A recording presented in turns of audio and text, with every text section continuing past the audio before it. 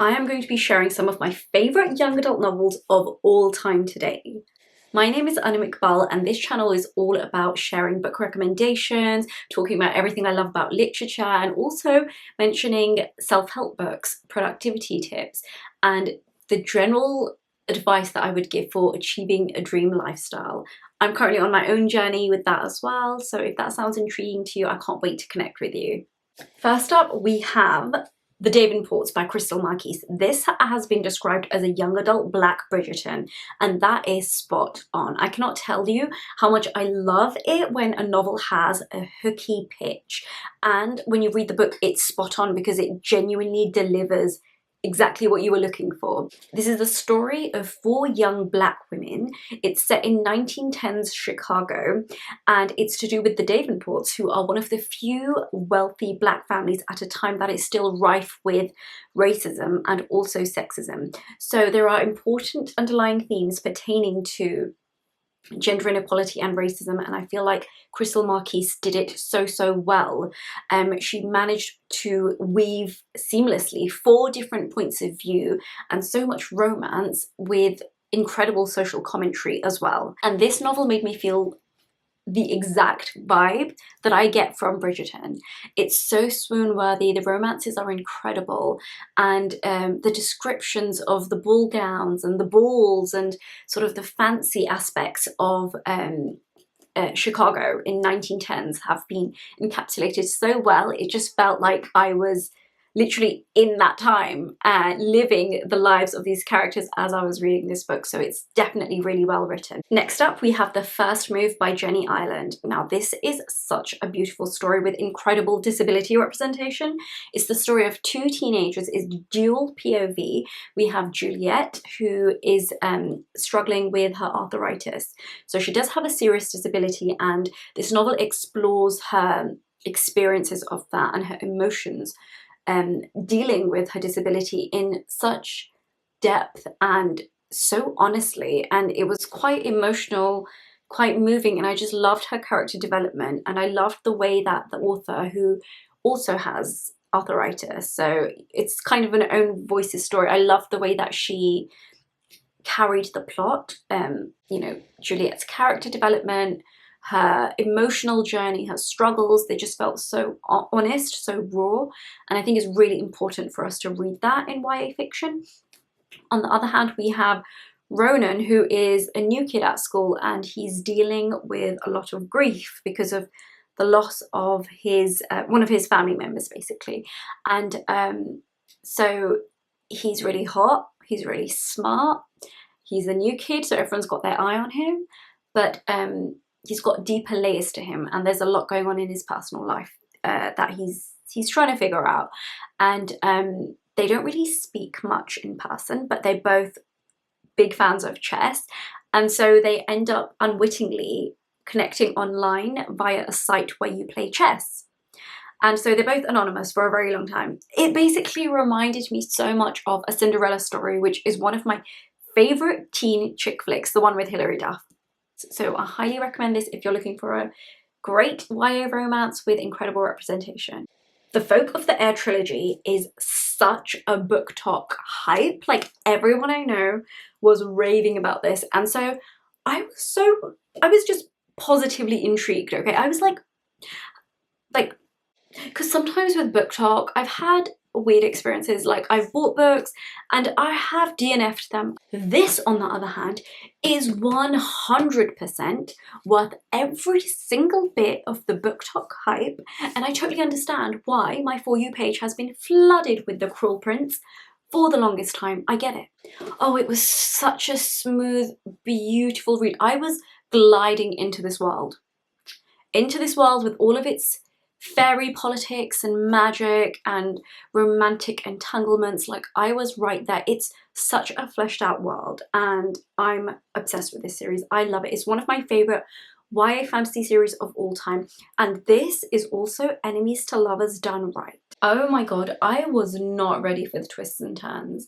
So many. Okay, this is again another book talk favorite. Like, it's everywhere, it's all over book talk, and so many people were saying to me that you will not be able to see what's coming. Like, it's unpredictable. Every page is different. Every page feels like what's going to happen, or because it's a bit of a murder mystery, and you suspect everyone, and it's like you can't really figure it out. And I just thought, you know what? No, I'll be able to figure it out, because it's like, I think a lot of books are quite predictable nowadays, but they were right. I did not know what was going to happen. It was extremely unpredictable.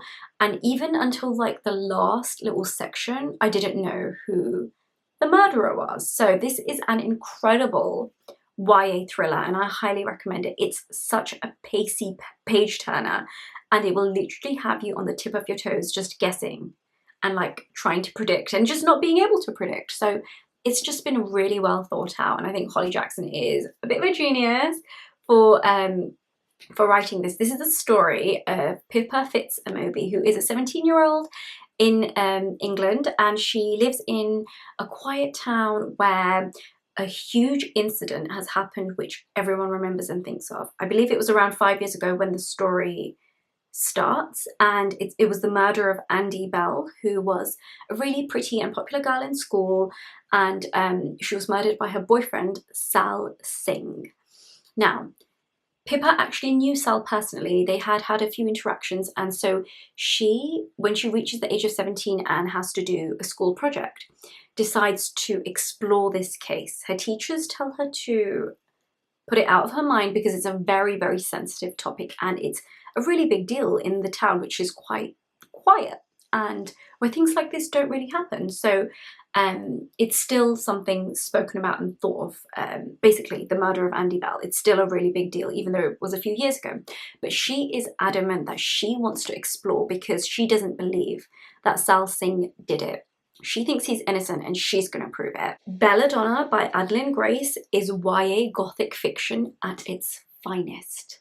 I'm talking about a girl with strange, mysterious powers, death being a boy who comes to visit her in the physical form, and a haunted mansion that gave me the creeps when I was reading about it. It's just, oh, this helped me get out of such a big reading slump this year, and I think I read it within 2 days, and I just loved that feeling of getting back into reading and being excited to turn to the next chapter and see what's going to happen. I was so invested in the story of Signa Farrow. She is a girl who cannot die. I know, crazy. So she's basically somebody who was orphaned when she was a baby, and she's very wealthy. She was from a very wealthy family, and she's been looking for a guardian ever since. But anytime she goes to stay with people, and the only reason they allow her to really stay with them is because she's wealthy and they'll get a portion of her wealth to take care of her. But every time she goes to a new guardian, they seem to end up dead. And so she's got this weird relationship with Death, who is actually a boy. And so when they meet, it's like, at first it would just be chance encounters, obviously near-death experiences, and then it comes to a point where she eats Belladonna, poisoned berries, in order to actually meet him and ask him questions and rage at him, like, why are you out for me? Why does everyone I get close to or everyone I live with die? And so, gosh, I'm not gonna say too much more, but I just love the dynamic. There is a romantic element there between Death, who is like this mysterious force that she finds really compelling and she's drawn to, and like, I just loved the romance. Honestly, I really, really enjoyed the romance, and I also loved the gothic vibe. I understand why this is such a YA romance classic. I get it, guys. This made me feel everything. There's so much packed into this, and I think Rainbow Rowell did such a good job with fleshing out these teenage characters. I literally feel like Eleanor and Park are real people that exist somewhere in the world. Honestly, I love this book. So it's set in 1986 in America, and it's the story of a girl who is struggling with so many different things. She comes from a really dysfunctional family. She's quite overweight and she's quite insecure about her physical appearance. She has unruly red hair, and she's a new kid at a school that is really intense, and she does deal with bullying.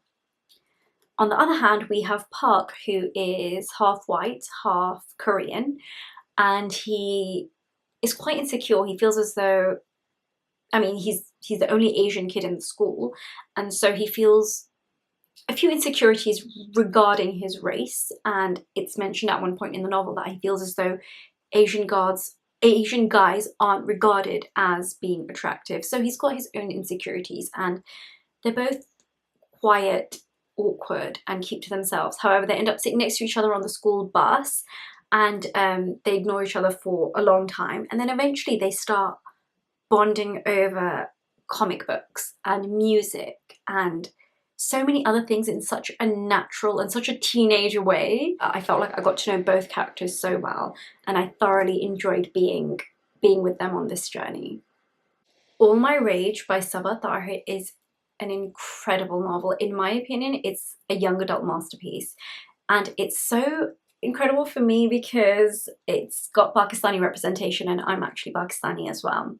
This isn't British Pakistani though, this is American Pakistani representation, and it was so moving, so rich and raw and stunning. So this has three different points of view. We've got Misbah, who is actually the mother of the teenager Salahuddin, who is the other perspective, and then the last point of view is Noor. So we've got a mum and we've got two teenagers. Misbah's point of view is really, it's heart-achingly beautiful, and I just love that it gave a representation to immigrant Pakistani mothers, because I feel like a lot of young adult literature that talks about Pakistanis is to do with the younger Pakistani generation that is more born and raised in that country, wherever you know it's basically outside of Pakistan. But this was her experience of being a young girl in Pakistan and her parents telling her your marriage has been arranged, and her being quite hopeful for a good future abroad with her new husband. She's just in the process of getting to know. They move to the US and they open up a motel there, and they're just trying to build a good future and a good life for themselves. And of course, things don't always go so well. It's just really moving to read about, and it's so relatable for a lot of immigrant families, because that's what my parents did. They moved out of Pakistan to the UK in order to build a better life for their children, for me and my siblings. And yeah, you just get to see the hard work, but also the grief, the struggles of immigrant parents. And it was just done in such a realistic and moving way, and I just loved that perspective was there. I think it was essential. So we have Salahuddin and Noor, they used to be best friends, they're at the same school, but they've had a big fight, and the novel starts with them not talking, so the fight has already taken place. So there are a lot of unresolved feelings, romantic feelings from Noor's side, which are explored. Romantic feelings for Sal, in case that wasn't clear, and Sal has his own struggles, and so does Noor. So Sal's mother is becoming increasingly unwell, and his father is turning to alcoholism instead of trying to resolve the situation in any way, and he feels really alone, and he's trying to save his family's motel, and things just spiral out of his control, and life is just all over the place, and he gets embroiled in all the wrong things that are just not good for him and impacting his life, his future, and his mental health really badly. On the other hand, Noor is an orphan. She's being raised by her uncle, who is a really bitter and horrible man, and he does not have her best interests at heart. He doesn't want her to go off to college and, you know, to thrive and to go to university, to do well. He wants her to stay and help him with his liquor store. I really love it. I gave it 5-star. It was, all these novels are 5-star that I've spoken about. Last but not least, my very own novel, The EXES. This is a young adult contemporary romance novel that can be described as Crazy Rich Asians meets Gossip Girl. Now, my YA video would not be complete if I didn't speak about my own YA novel. This novel is so close to my heart. It's all about family, fame, and first love. It's the story of Kareem Malik and Zara Khan, who are opposites in every way. It is an opposites attract love story. And Kareem Malik is basically from a very wealthy family, a liberal South Asian Muslim family, and he's living in central London. He goes to a private school. His family is very, very well off, and they have a certain status and image in society. On the other hand, we have Zara Khan, who is very much from a conservative South Asian Muslim family. Her parents are quite patriarchal in their views, and she does feel quite misunderstood at home, and she struggles to communicate with her immigrant parents. So they're opposites, and they meet at an event where Zara is working as a waitress in order to help out her older brother with his catering company, because he can't really afford at that time to hire too much help, because nobody from her family is particularly well off. So yeah, she's just trying to help her brother out. She's working as a waitress, and he is just attending that event where they cross paths and sparks fly, and that's where the story really kicks off. There's also a big fat South Asian wedding happening in the background. There's gossiping aunties. There's a sassy anonymous blogger, hence the Gossip Girl vibes reference. So yeah, if that sounds interesting to you, please do check this novel out. I poured my heart and soul into it.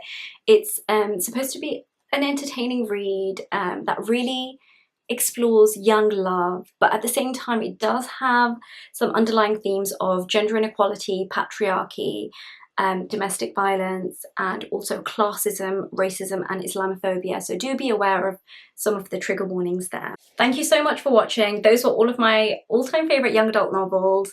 I'm so excited to hear your young adult novel recommendations. I'm such a big YA reader and YA writer, clearly. So I'm always on the lookout for great young adult literature. So please do let me know if there's anything that wasn't on my list that you highly recommend. I would love to check it out. Thank you so much for watching. I look forward to seeing you next time. Bye.